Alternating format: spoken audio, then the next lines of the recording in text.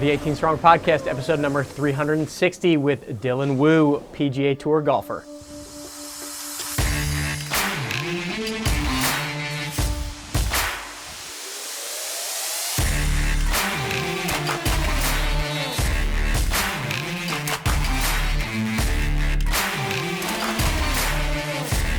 What's up, guys? Welcome back to the 18 Strong Podcast, where we're here to help you build a stronger game because we believe that everyone deserves to play better longer.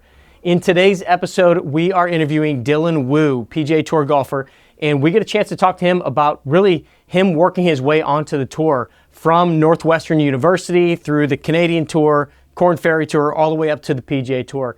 We talk about his challenges, his successes, and even some stories about him and having his brother on the bag as his caddy, which he's now his full-time caddy, but some funny stories from when he first started out.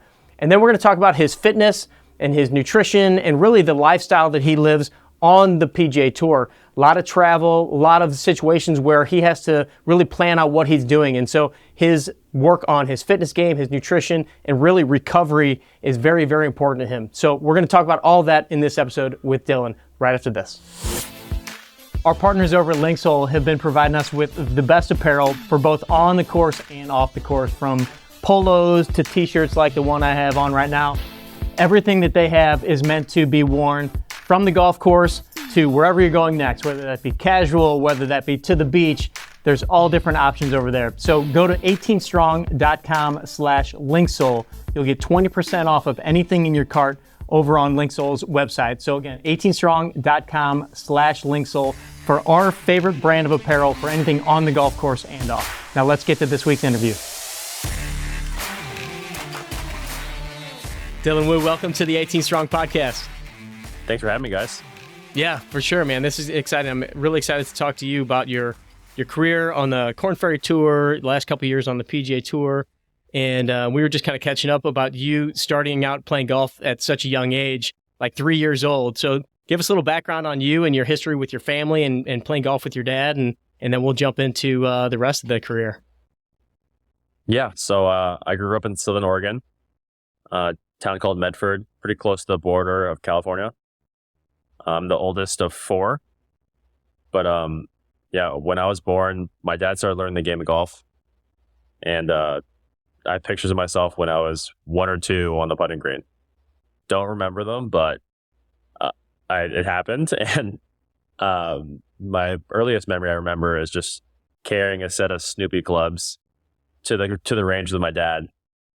But the cool thing is my brothers are twin brothers, 16 months younger than me, and they both played college golf. I played golf at Northwestern. Jeremy, who actually caddies for me now, played golf at Valparaiso. And then my other brother played golf at the Air Force. And then my sister just graduated this past spring from Lipscomb University in Nashville. So we have 4 D1 golfers in the family. Awesome. Which is pretty cool. Yeah. So, I mean, obviously you guys played a ton of golf together, and then your brother now is on the bag and has been caddying for you for the last few years. We had some technical difficulties, so you actually already just told me the story, but I'm going to ask you to go ahead and tell it again about you bringing your brother on the bag and what that was like. Yeah. So I was on the Korn Ferry. This is back in 2021. I actually just qualified for the US Open. And he was still working for Ernst & Young in tax and accounting. And he came to watch me at the US Open as a fan, boozing and just watching golf and having a good time. And I was kind of going in a different direction with my caddy. And I wanted to kind of gain a little more confidence in my own ability and own decision making. So I kind of wanted to have Jeremy work 1 week the following week after the US Open, just carrying the bag and keeping it chill and just having a good time. I also remember told him I'd pay all his expenses at the beginning and then give him a percentage. And Maine is the most expensive place, and he's eating lobster 24/7. I'm like, this is not a good deal for me. But we end up playing pretty well that week. Finished 15th, and I was like, okay, let's caddy for a little bit. So 3 weeks later, I'm playing in Springfield, Missouri, his 4th week on the bag. we end up winning the tournament, which is unreal. Still my only win on a PGA Tour sanctioned event today. But I remember funny moment on Sunday. It was we're on this par 3. I'm like, there's 4 holes left. I have a two shot lead, and I'm like, what are you doing? You're not even helping get a yardage. You need to do something. You're just standing there, and I'm like, dude, we're 4 holes from winning. Like, just let's get through this. And he's like, oh yeah, I probably should do something. And I even look at the notes from that week when we won, and other weeks when he first started caddying for me, and it's like the most basic notes possible. It's like right side good, left side bad. It's like no notes of the wind or where the pin location is, how far I was hitting it. I'm just like, yeah, you basically were useless that week, but we won. We actually just came out with a Golf Digest article about in October, and I tell that story, and the first review, I say that like Jeremy was useless, but they didn't really like say anything after that. Like, he's way better caddy now, but they kind of just left it like that. So I'm like, oh, you guys should probably say that he's actually a good caddy now.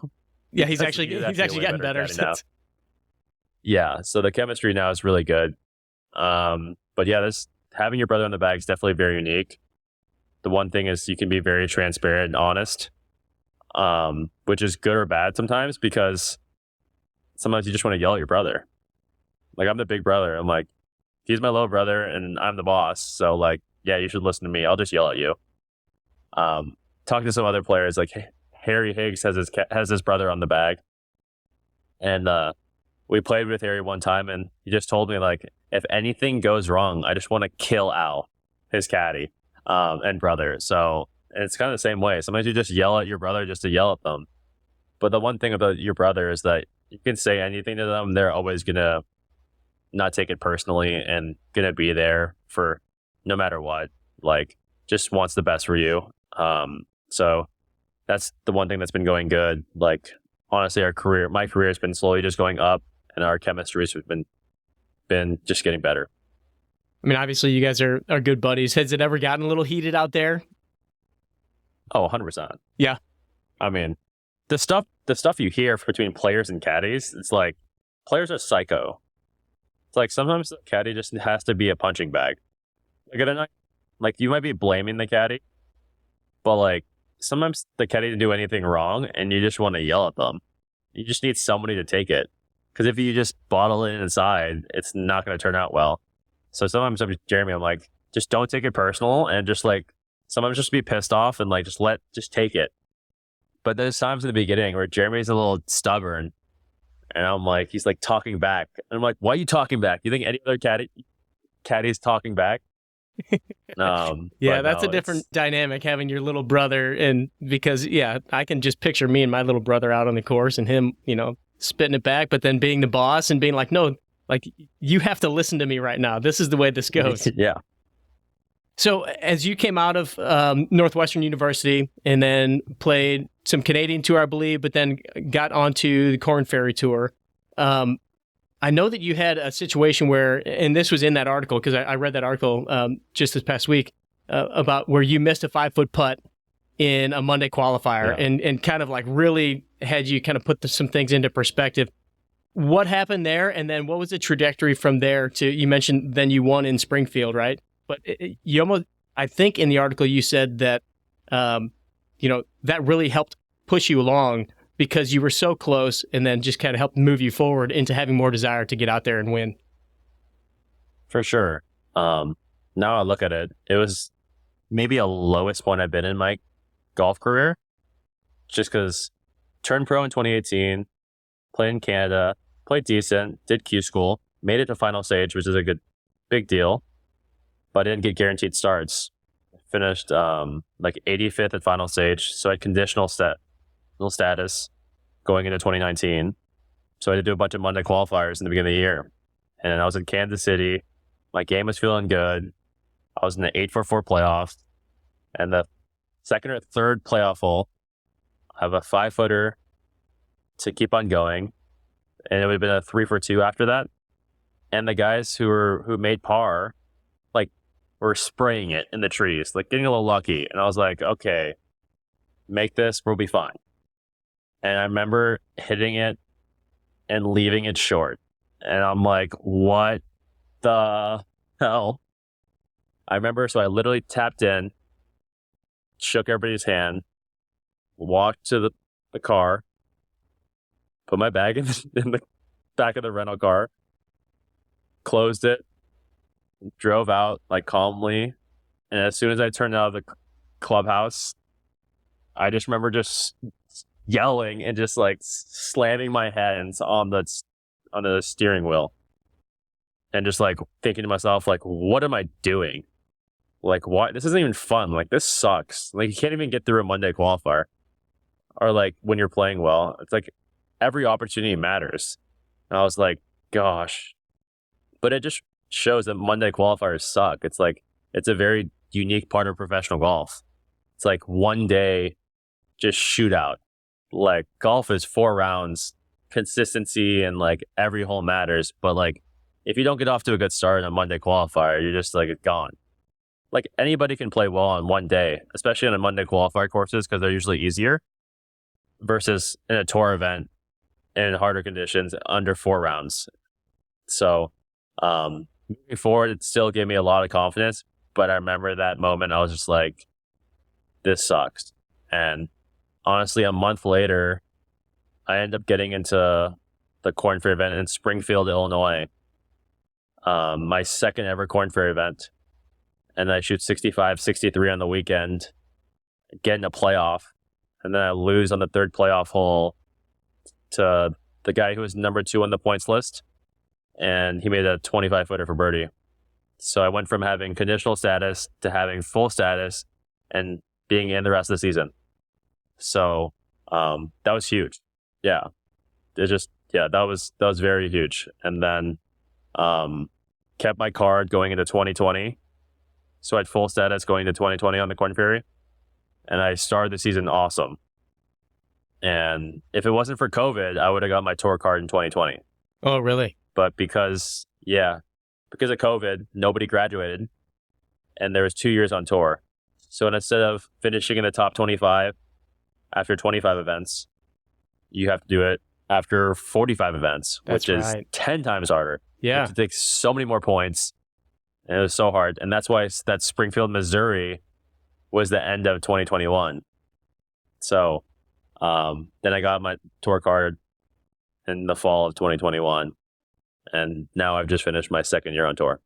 Awesome. And you had an event in the Bahamas, I think it was, where you said that you had a 7-shot lead, but kind of let that drift away a little bit. But what I thought was really cool in the interview that you were talking about this is that you said that the ability for you to have, I think it was maybe a rough Saturday where you lost the lead, but then you were able to grind back and get to a T2. And it sounded like you really took a lot away from that fact that you were in the lead, you were able to go low, didn't quite win, but you were able to kind of bounce back. Is that right? Yeah, 100%. So first event of 2020, we're in Bahamas, Exuma. It's like the windiest place on earth. And for some reason, the first 2 days, I just black out, 11 under par, cuts like 5 over. I have a 7-shot lead. And it's like probably one of the worst places to have a 7-shot lead because it's just so windy and there's trouble everywhere. And I just lost it really easily. Not even like hitting that bad of shots. And I was just like, that's tough. But I lost it after like the first 4 or 5 holes on Saturday, and then could have easily melted and finished like 25th to 30th, and just bad week. But kind of just hung in there and just grinded. And then like every point matters on the Korn Ferry when you're trying to get your tour card. So finishing T2 was huge, and it just gave me a lot of experience from that moment. Like, I've never been in that position before, and I just learned a lot. And I think that really helped me moving forward a year and a half later to winning in Springfield, Missouri when I had the second opportunity. And the Springfield, Missouri was actually kind of new too, because I've never held a 54 hole lead. And I think just the experiences when you fail or you just don't win, like you just learn so much more from those. And then that just kind of helped me just catapult to the PGA Tour. And honestly, just like all the failures you have or the struggles you have, as long as you learn from them, you'll only get better. Like whether you're hitting a golf shot or a rounds, like as long as you see every shot or everything as a experience into your memory bank, like that you're always learning. Whether I miss the cut or I play really well, it's all about moving forward and helping you get better for the next time. Do you ever find yourself drawing on those moments, like legitimately in an event, or like, like, hey, I got to hit a great 7-iron here? Do you ever flash back to like shots that you've hit with that 7-iron or different situations that you've been in that are similar to that, where like, hey, I've done this before? Yeah, I don't necessarily remember images of hitting it before, but having like a positive visual image or a memory or just bring it back, it really helps. Like I've been here before, like you said, is what I tell myself. You've been here. You can do this. You can do this. Like whether you're hitting a 5-footer to win a tournament or to make the cut, it's like you've hit this putt so many times in practice. It's just like you have to execute it in tournament atmosphere, which is way harder. So just anything you can draw on from experiences where it's good or bad, then it's very helpful. Like I think whenever you have failures and then the next time you're in it, you can be like, this is what happened last time. Like what I think went wrong. And let's just focus a little more on like trying to not do that. Yeah, try to do better. But all those experiences are just, I mean, I'm 27, but I feel like I've had so many experiences already. And I'm like, I can't even believe guys who've been playing till like they're 60 and have like 25 years on tour. And it's just so much experience. And it's like, sometimes getting mad and getting frustrated, like, doesn't make sense. Like, what's the worst thing that's going to happen? You're going to hit another golf shot. So, yeah. What's been the biggest change from Korn Ferry Tour to the PGA Tour as far as like from the competitive level? Because obviously the guys on the Korn Ferry Tour, I mean, we're seeing incredible athleticism, incredible golfers. I mean, we see guys coming from the Korn Ferry Tour, straight from the Korn Ferry Tour, winning in some of these events. What have you noticed has been a bigger change from one to the other? Honestly, like a really big change is the golf courses and the conditioning. I'd say like the PGA Tour can kind of choose where they want to play every week. Like you're playing in an area at the best time of the year, perfect conditions, or at least ideal for course setup. Like rough can be long, firm. It might be windy, but like it's just way more pure conditions versus on the Korn Ferry, it's a little more wet. Greens are softer, less rough, and it's kind of just score. Like until you get to the PGA Tour, like college golf is closer to the PGA Tour than Korn Ferry almost. Really? Because you play better courses in college than you do on the Korn Ferry. Like if a course is not hosting their PGA Tour event, they want to host their alma maters. People love their schools they went to. So like the college events I played in college, you play Erin Hills, Olympia Fields, TPC Harding Park. I mean, you play every cool course because people love college golf. Yeah. They don't like mini tours and Korn Ferry events as much. But I'd say the biggest is the setup. And the level is just so razor thin. Like I honestly talking to, especially guys that play on both tours, like older guys who've experienced a lot on the PGA Tour and now are playing on the Korn Ferry a little bit. It's just like, it's so thin. It's just like all about playing well at the right time. Like that's what golf is. It's like anybody can go hit a good shot, but can you hit it under pressure when it matters the most? Like, can you get through Q school when it matters the most to further your career? You make the cut. You play well on the back nine to make the cut. Just like everybody can do it when they're practicing, but can you do it when it matters the most? And it's just small stuff. And then being a rookie on the PGA Tour is hard because you're seeing everything for the first time. You really do feel like a rookie when you don't even know where to register. Like my rookie year, like where's parking? Like what do I do? Just the small stuff. And then now I'm going to be finishing my second year, starting next year. I remember my second year was just so comfortable. I'm basically going to play all these tournaments a third time. There's a few tournaments that I'm going to be playing for the first time, which will be super exciting. But being comfortable is also a huge part. Like when you're playing at a new place, whether on the Korn Ferry, on the PGA Tour, seeing something the first time, you're a little uncomfortable. But once you have one tournament or even one round, you're just way more comfortable. Yeah, and hopefully your brother took better notes the first time around than he used to. Seriously. Oh, brutal.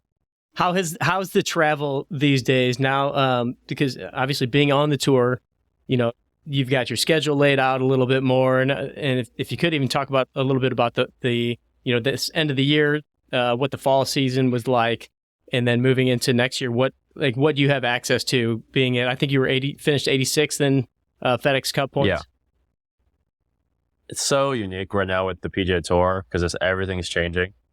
Like my rookie year was 2 years ago, and it's not even close the same as this year. And next year's gonna be different. Yeah. Like I finished 86 after the Wyndham Championship, and I usually would get into the playoffs, and the playoffs were top 70.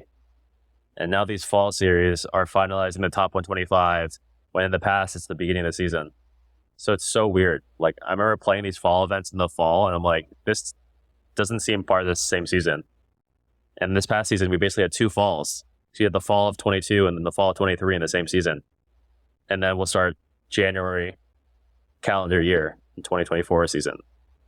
But to answer your question, like the lifestyle and the traveling is very busy. I'm really looking forward to next year because it'll be the first year where I can kind of plan and pick my schedule.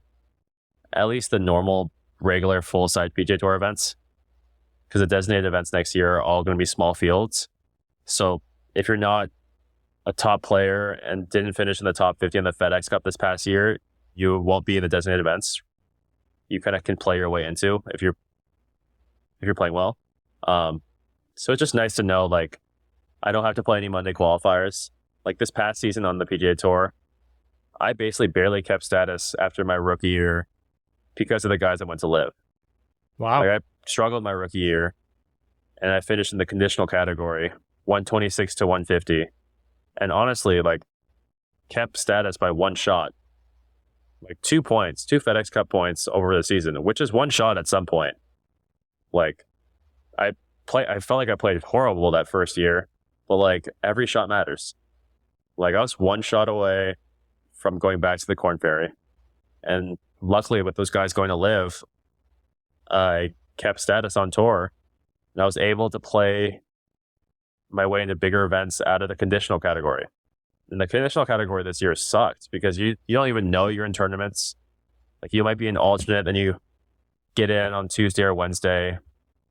You might have to finish your tournament, play well, finish 15th, like one shot outside the top 10, and then go catch a flight to do the Monday qualifier for the next week because you're like second alternate. So it's like the unknown stuff and the travel logistics that kind of sucked this year. But at the same time, I was one shot away from going back to the Korn Ferry. And I literally, that one shot, I turned it into a really solid season on the PGA Tour where I finished 86. Like, I think my rookie year, I played 30 events, maybe just under, and I made like 13 or 14 cuts. And then this year I made 21. Wow. With a lot more better results. I mean, yeah, the first year was a struggle for sure. But I'm just looking forward next year to just knowing I'm in the field. I don't have to check it all the time. Now I can see who's in the field at the end. It just makes it easier to schedule stuff. I can plan something for, say, like John Deere Classic next year already now. I can plan for the fall next year if I want to. So like going forward, I hope I can just plan my schedule all the time because that's what the big guys get to do. And I haven't really had that opportunity yet, so I'm looking forward to that. But I'm definitely not going to take it for granted because you just got to keep on working hard. until you really win on the PGA Tour, your job's not really secure. So, I mean, I love having a time this off season to rest because it's been a busy year. But I'm excited to get back going in January and just keep it going. It's awesome to be on the PGA Tour. Sometimes the golf's the easiest part. The travel, the lifestyle, just being constantly on the road is probably the worst part. But there's no better feeling than playing inside the ropes, hitting shots under pressure, like in front of the most fans possible. Like some of the coolest moments this year were on Saturday at the Players Championship with 17. I hit first in the group, hit to like 8 feet. First time I hit the green the first 3 days. I hit like on the fringe and then in the bunker the first 2 days. Hit to 8 feet, but it's like 4 o'clock on Saturday. Place is pretty buzzing. I hit a pretty good shot, cheering. And then my buddy Aaron Rye is playing right behind me. Teeing next in the same group, makes a hole in one. And it was one of the sickest moments that I didn't even hit a shot, but I was like, holy shit, this is so cool. Like the place is buzzing. Luckily I already hit my shot. Glad I didn't have to go next. But luckily I made birdie, but that was a cool moment. I mean, really cool moments this year. I mean, I couldn't imagine like at the beginning of the year, like these things happening. Like I just had such a big increase to playing well on my second year than the first year. Like I shot 61 this year at the American Express, 11 under. I made an albatross in Rocket Mortgage. Whoa. From 262 yards. Got to play with John Rahm at the U.S. Open. That's the one thing too. Is like I want to play against the best players in the world and see how I stack up against. So like every time I'm playing in a big event, I want to get paired with somebody who's a big name. It's just to watch them and just also learn and see how my game compares. And that's what you want. You want to play against the best. And I'm just looking forward to next year for sure. Just trying to get better every year. Luckily, my career has kind of been slowly going up and up. So hopefully I can just keep on getting better and better. And that's all you can ask for.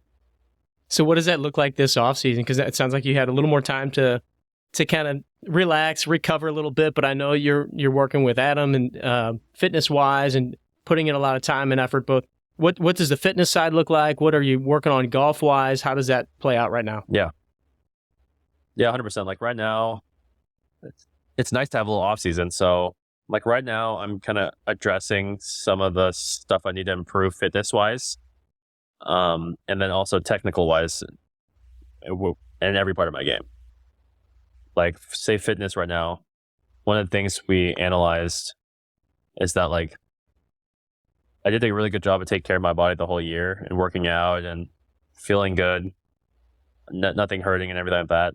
And I feel like I'm strong enough to hit the ball far if I want to.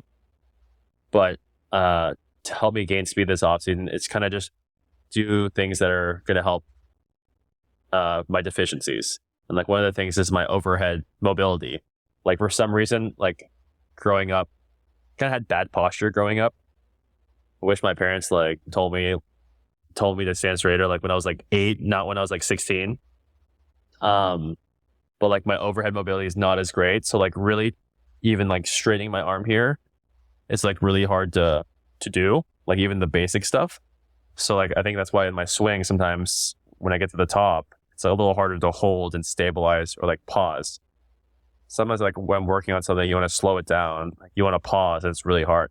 So I'm trying to do a lot of like more corrective stuff like that, posture stuff, glute strength, and just small stuff versus like heavy lifting. Cause I do a decent amount of that during the season. And I feel like my strength isn't the problem in the gym. It's more making sure I'm doing the right stuff to create speed. And it's kind of correcting the deficiencies a little bit.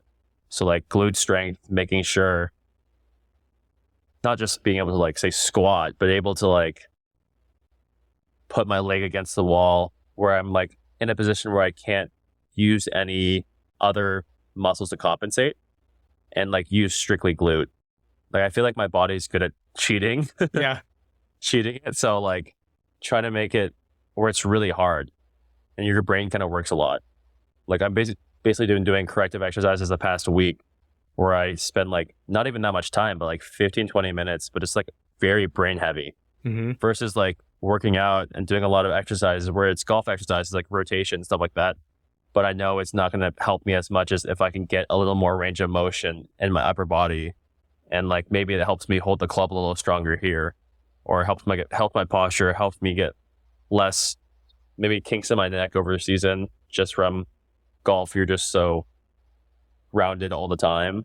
But just doing that stuff. And then on the technical side, I saw my coach on Monday. He came to Scottsdale from Chicago, just doing more block practice right now. And one thing we're trying to change is my backswing a little bit. It's kind of getting a little deep and across. And I was kind of hooking the ball too much. So trying to feel right now, doing the backswing right, where I get the club. It feels more laid off and more in front of me. So it doesn't feel great because I'm like, the club's like pointed this way. But it's crazy thing with golf is like you try to change something in your swing and it feels so different.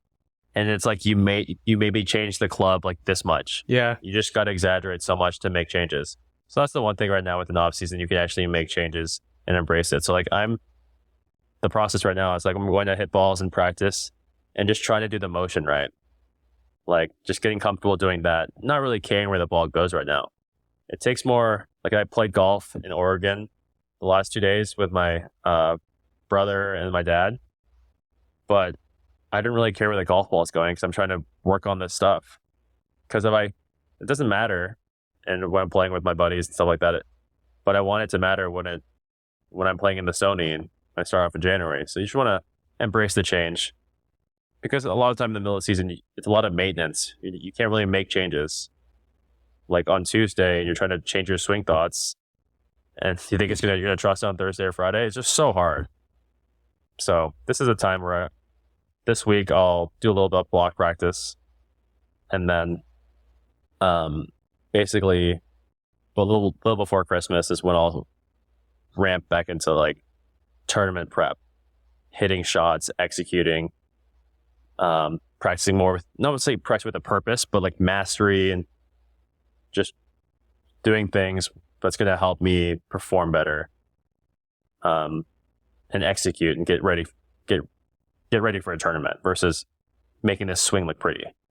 Right. I'm trying to make sure functional.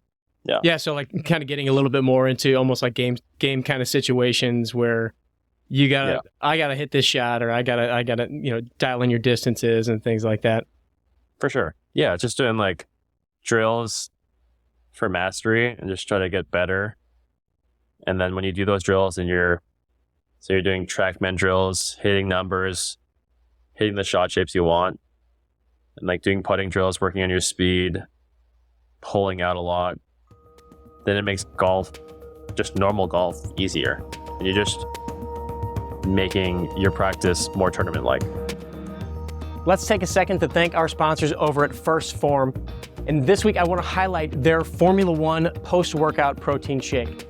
I use this thing pretty much every day after my workouts because, let's face it, being here in the gym, working all the time with clients, putting on a podcast, it can sometimes be tough to get my protein in on a regular basis. And so I know that with the post-workout shake, the Formula One, first of all, it's fast acting. So right after your workout is a great time to get your protein in to help build your muscles, get yourself stronger, and repair what you've done in the gym. But also, if you don't know if you're gonna be able to get your protein in your regular meals, it's just a great way to make sure that you're supplementing and hitting those marks. So be sure to go over to firstform.com/18strong to get your First Form Formula One protein shake. And everyone that enters through that link is gonna be put into a drawing every single month for free First Form products.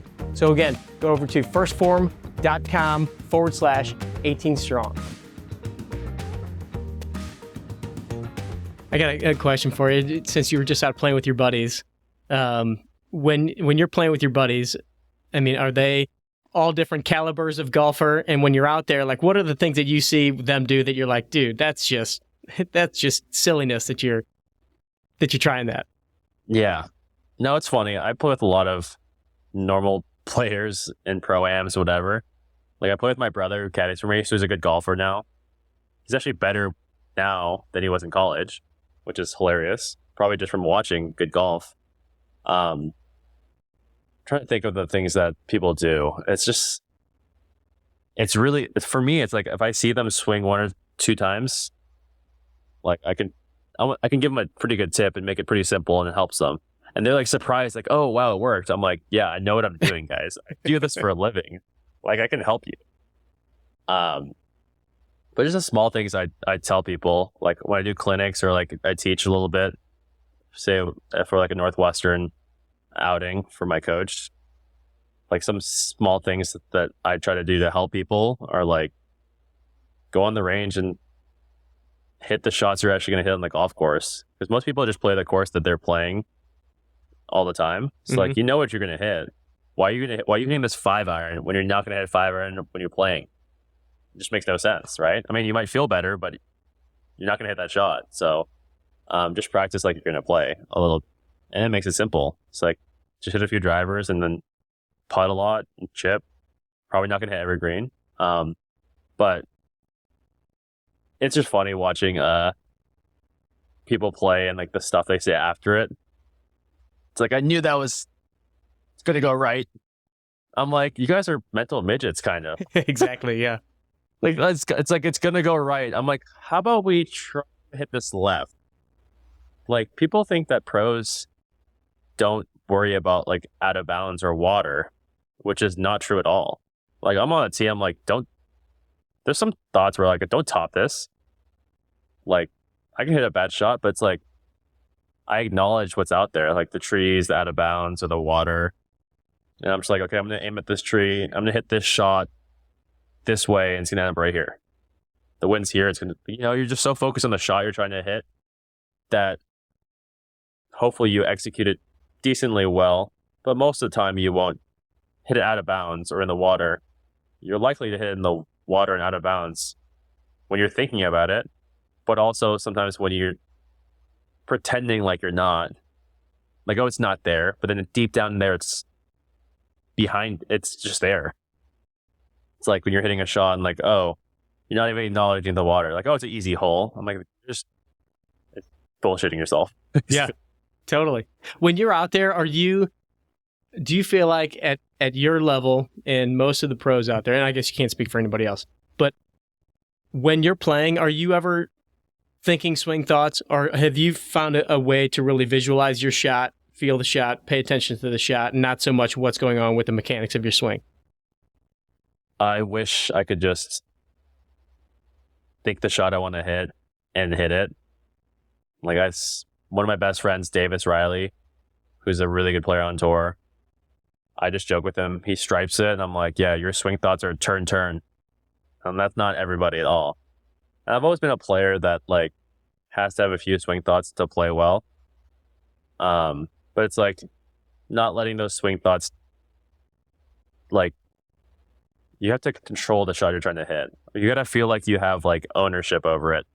Don't just like, oh, I put this club in this position and I did that right and the shot turned out bad. It's like, no, let's have a little control and like feel like you can hit this shot this way by doing this, so I think that's how I do it. Like, I visualize a shot, I want to hit a high cut. I'd be like, oh, to hit a high cut, I need to make sure I do this backswing a little better, where my hands are a little higher top, because I get the club a little more on plane. I don't think like because it gets more on plane, I'm just like, I know if I have my hands higher here laid off, it's gonna easier to cut the ball. But I'm always a firm believer there's like a few good swing thoughts that helps just helps you keep it simple and have something to think about to produce the shot you want to hit. Because, I mean, I hit 1,000 times more balls than other people.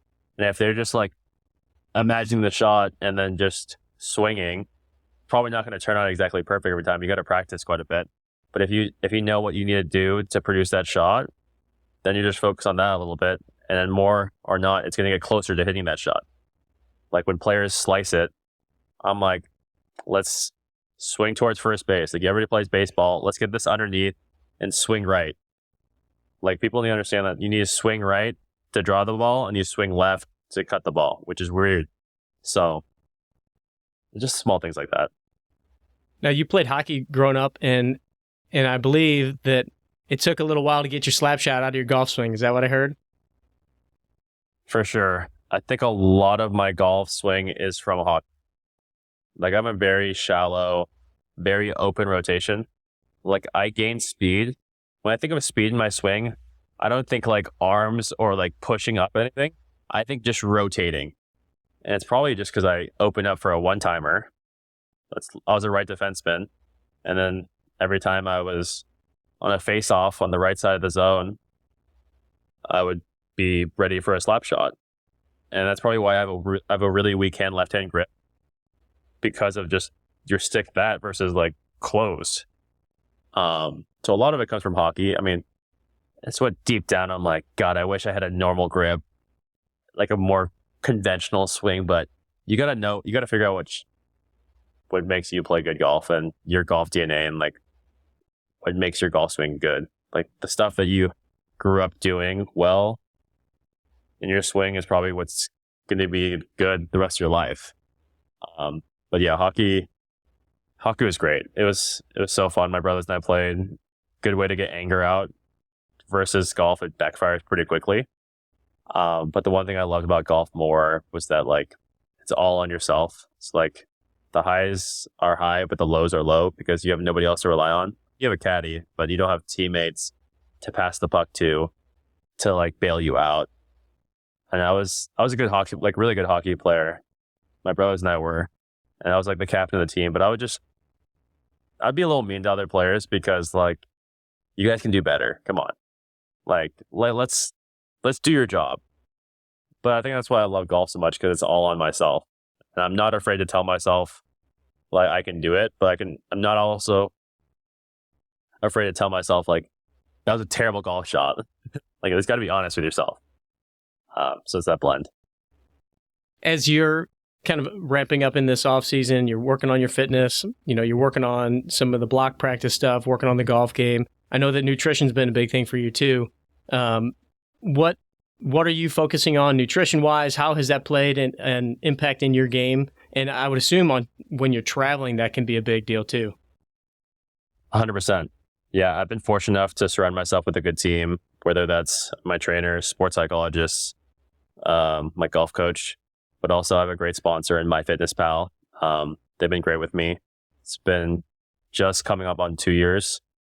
It's the number one diet and tracking app in the country. Just so easy for me to kind of track what I'm eating and make sure I'm eating healthy, but also making sure I'm hitting my calorie goals. Because honestly, when I'm walking around at golf, like I'm burning a lot of calories.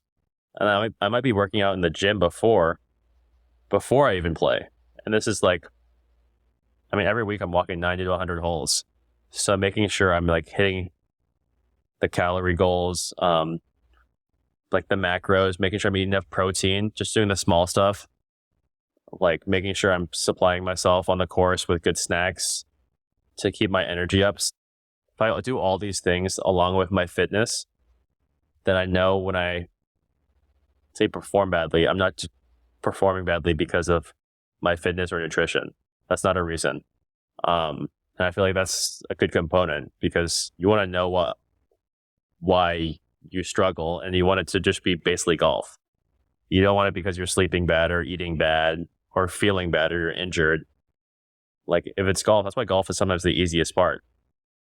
But MyFitnessPal has been great. It's just so easy. I travel, go to grocery stores, and then like you can scan stuff so easily in the app, and it goes right in there. And I can just track what I eat really easily.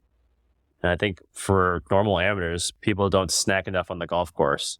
And as a pro, it's hard to do too. Luckily, I have a caddy that helps me tell me when to eat. Like half the job is like, all right, we're at the turn, like every 6 holes, let's eat some food. Or like you need a snack, you need to drink water, you're sweating a lot, like electrolytes. So it's just so important. I think just the fitness and taking care of your body, whether that's eating healthy or working out more or making yourself feel better, by just doing a lot of mobility and stretching. It's just so important in our career, just because we're constantly traveling, like in airplanes, driving, you're just constantly on your feet. and it's kind of busy. So if I can kind of keep everything routine and just do the right stuff, especially when I'm on the road, that's all I can ask for. And then I'm a big foodie, so I don't have the greatest diet, especially a holiday season right now. Like, I love to eat different foods and everything like that. But when I'm at tournaments, I'm definitely a little more disciplined. Like, eat a good breakfast and lunch, especially when I'm playing, because I just want to make sure that I'm not feeling bad or anything because I'm eating a bad meal. Like, most of the time I'm eating breakfast on the road. I'm eating like an omelet with a bunch of veggies, a smoothie with protein, and like spinach and stuff like that. And then some sausage or bacon, some protein, or hot boiled eggs. And for lunch, I'm a lot of salads with salmon or chicken. And then dinner time is when I like mix it up. But I mean, sometimes when you finish a round and it's dark, just go straight to Chipotle, get a chicken bowl. That's the go-to that everybody loves. But yeah, my sponsor, MyFitnessPal, has been great. And for me, like, I want to play golf for a long time, and taking care of my body it's a big thing. And I just want to make sure that I can stay healthy. Like, Tiger's playing this week. Will's out. His horse is coming back. Will and I are the same age, and he's been out for 7 months, and he's one of the best players in the world. If I can go my entire career without any problems or basically being injury free and healthy with no health problems, that's all I can ask for.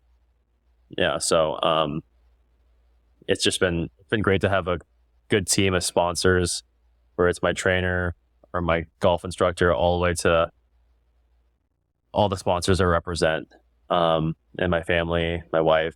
It's just takes a whole team to live in the crazy world of golf. Yeah. Especially right now, it's really crazy.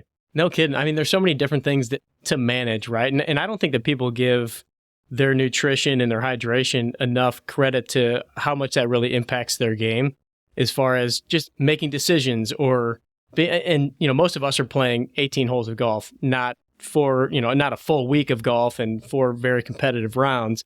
But even through the course of 18 holes, or going on a guy's golf trip or something like that, where, it just messes with your decisions. It messes with your fatigue and your ability to hit shots when you want to hit shots. And then regarding MyFitnessPal, because I've used it quite a bit, I think that everybody benefits from tracking their calories at least some point in their lifetime, to just understand, like, what am I really taking into my body?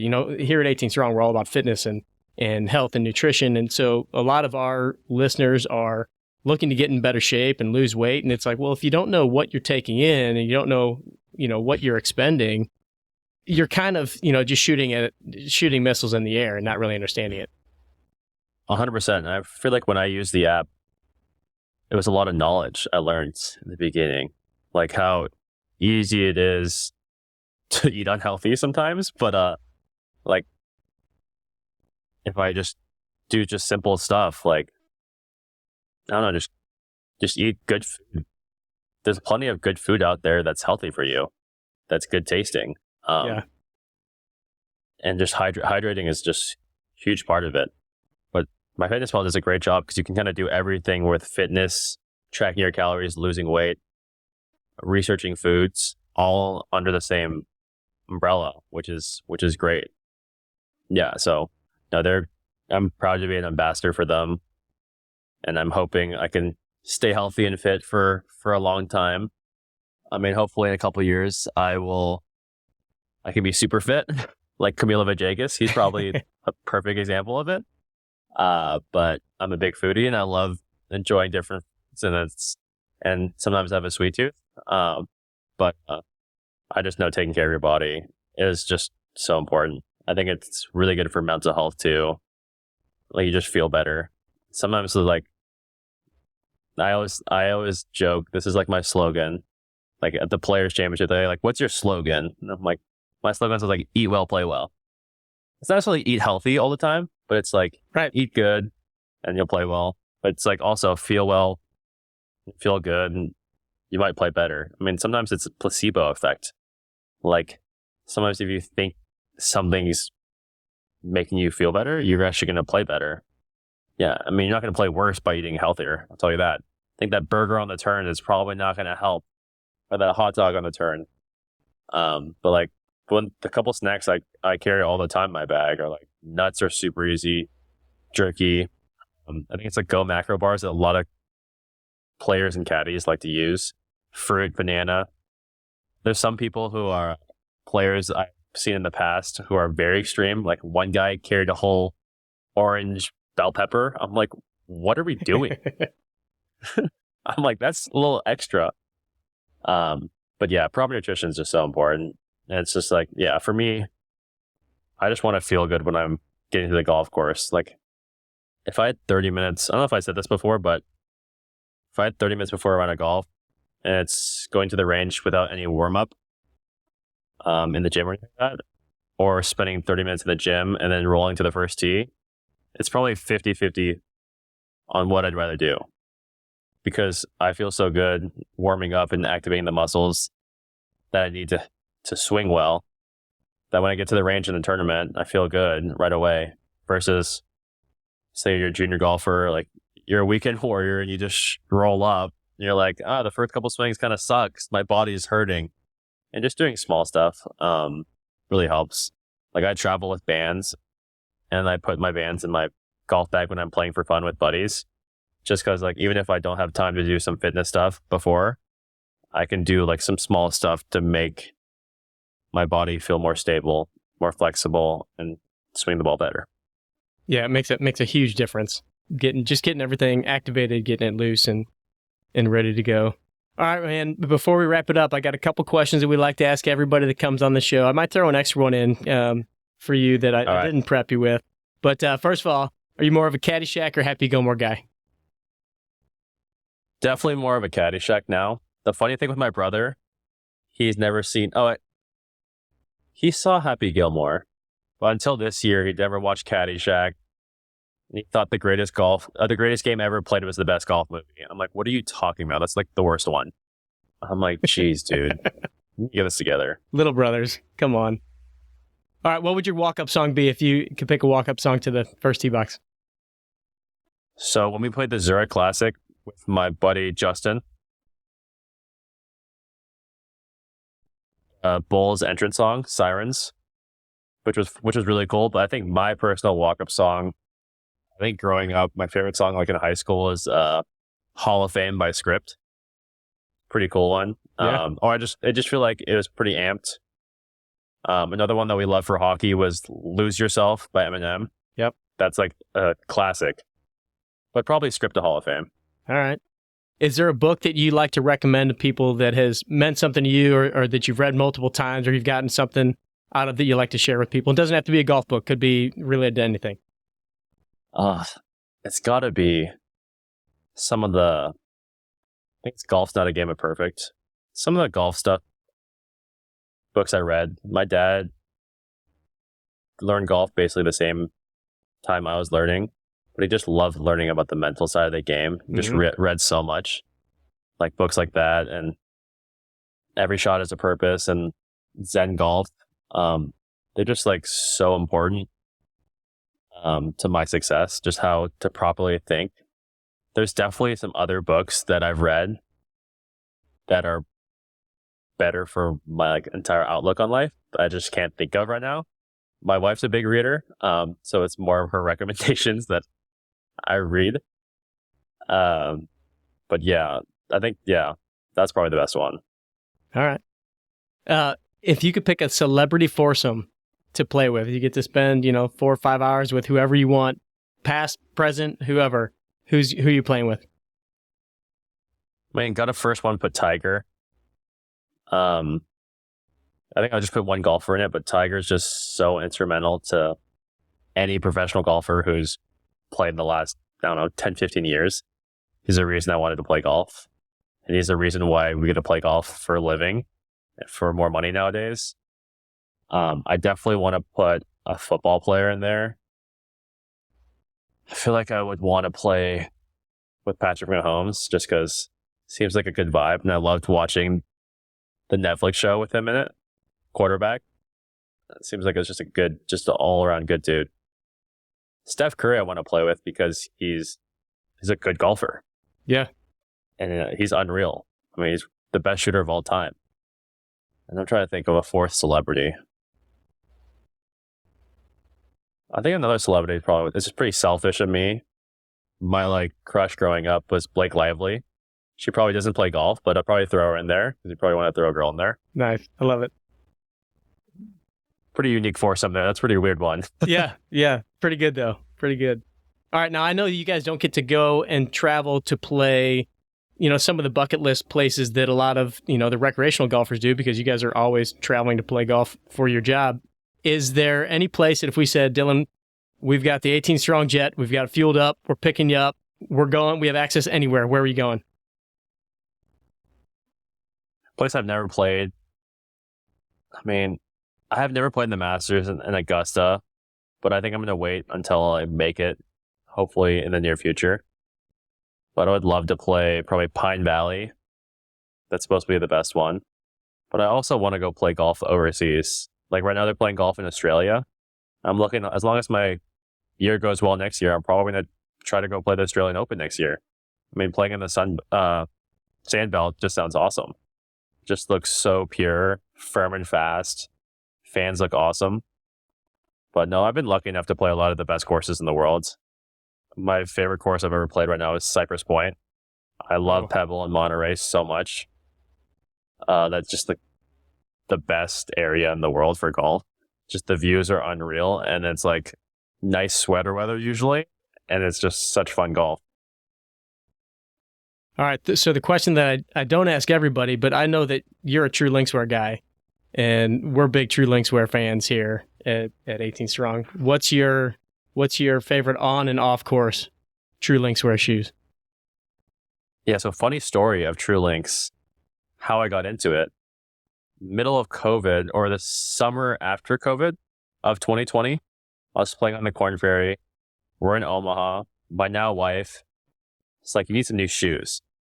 Just casual shoes. We're just at a shopping mall in Omaha. I'm just trying on some shoes, and I'm like, oh, look at these knits. And I'm like, these are kind of cool. And I get two of them, and I'm checking out. I think I'm wearing golf clothes, and they're like, these are golf shoes. And I'm like, what? It's a golf shoe company that makes this. And after buying it, I'm like doing research, and I'm like, I'm from Oregon. This is from the Pacific Northwest. Like, how have I not even heard of this? So literally after that, I remember reaching out to True Links after that and be like, try wearing your shoes. And it was a little different first because I was wearing Nike shoes, but I had some feet problems where like the feet were too tight. I was getting like blisters a little bit. And I was like, I'll try these shoes. And I loved them, but they didn't have any spikes. And I was like, thought that was going to be an issue in the beginning. But I'm like, after one day with them, they were awesome.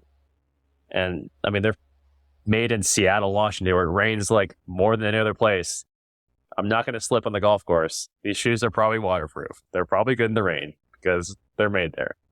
My favorite off the course shoe is probably the knits, like the knit threes. Like I literally have every color.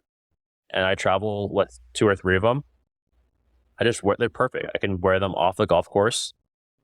They look good for dinners where I'm wearing something casual or something nice. I don't mind using the ripstop sometimes if I'm back home. They're pretty good. But my go-to golf shoe is the Lux Tour. It's last year's model. That's one I've been wearing a lot. And the one I've actually been wearing the last couple of weeks, it's like the Dead Golfer knit one. Yeah. Knit hybrid, which is really cool, actually. But True Link's been great to me. I love those guys. The guys, Jeremy Moore and Jason and Ryan, all the Moore brothers that got to found it are great. Jason's runs True. Jeremy's now my agent because of True. Really? And then I get to play golf with Ryan. I mean, he's an unreal golfer.